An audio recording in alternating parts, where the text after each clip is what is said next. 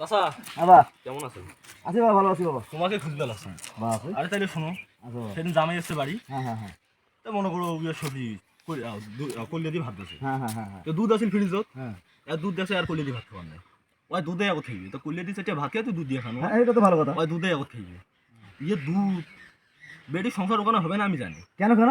শালার বেটা ডুডিয়া ডান নাই, সেদিন সবাই হাড়ি বাড়ি আসছে, শালার বেটা 10টা টাকাও হাতে দেয়নি, তোর সঙ্গে একটু একদম করে নাকি? শালা তলে তলে নেটক মারে।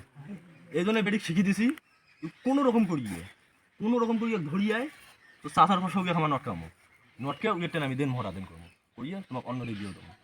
সে আমাকে কি বলে জানেন? কি কয় ভাই, কি সে কয়? আমাকে বলে যে আমি দুধ দিয়ে সর কুলিয়ে খায়। ইয়ে দুধ, দুধ কার নামে খুলবো বাবা? মোর জামের নামে। দুধ তোর বেডিং নিয়ে সংসার করি খাবার নাম তুই যা।